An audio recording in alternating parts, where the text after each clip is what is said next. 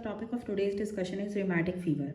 Rheumatic fever आपके बहुत सारे सिस्टम्स को अफेक्ट करता है। ये मल्टी सिस्टम इन्फ्लामेटरी डिसऑर्डर होता है और rheumatic fever में ज़्यादातर पेशेंट प्रेजेंट करता है कि उसको पहले गला ख़राब हुआ था, सॉर थ्रोट हुआ था या फ्रेंजाइटिस हुआ था। उसके 1 से 4 हफ्ते के बाद उसको हार्ट की कंप्लेंट्स आना स्टार्ट हो जाती हैं और ये group A beta hemolytic streptococci की वजह से होता है। ज़्यादातर ये बच्चों के अंदर कॉमन होता है क्योंकि सॉर थ्रोट की कंप्लेन भी हमें बच्चों के अंदर ज़्यादा मिलती है। तो 5 to 15 ईयर्स वाले लोगों के अंदर rheumatic फीवर ज़्यादा कॉमन होता है। ये हाइपर सेंसिटिविटी रिएक्शन होता है जिसमें टाइप 2 हाइपर सेंसिटिविटी इन्वॉल्व होती है और एंटीबॉडीज़ एम प्रोटीन के अगेंस्ट बनना स्टार्ट हो जाती हैं।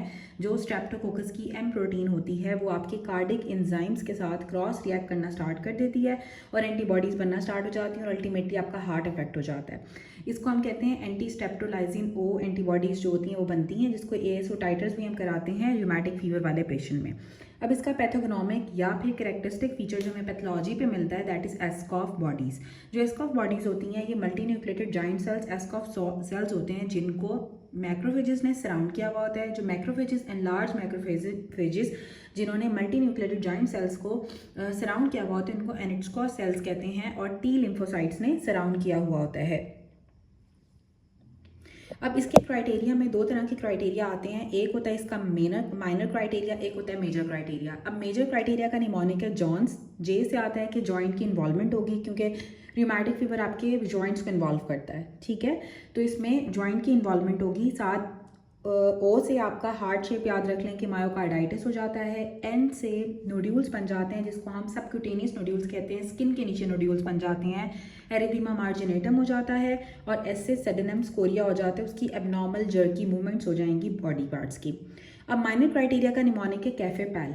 सी से सी रिएक्टिव प्रोटीन ज़्यादा हो जाएगी क्योंकि इन्फेक्शन हो रही है। ए से आर्थ्रेल्जिया होगा, जॉइंट्स में पेन होगा, फीवर हो जाएगा। rheumatic फीवर है, नाम से ही बता रहा है, इसमें पेशेंट को बुखार होगा।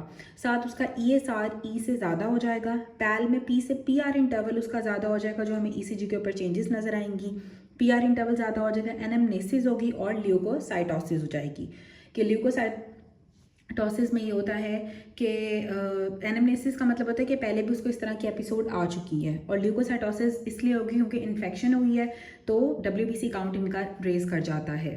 फीवर की डायग्नोसिस हमें तब मिलेगी जब आप थ्रॉट कल्चर कराओ और वो group A beta hemolytic streptococci के लिए पॉजिटिव हो या फिर आपके जो ASO टाइटर्स होते हैं एंटी स्टेप्टोलाइजिन ओ टाइटर्स हैं वो ज़्यादा हों। इन दोनों में से कोई एक चीज़ पॉजिटिव होनी चाहिए और उसके साथ आपके क्राइटेरियाज में से या तो 2 मेजर क्राइटेरिया पॉजिटिव हो या फिर एक मेजर या एक माइनर क्राइटेरिया पॉजिटिव हो।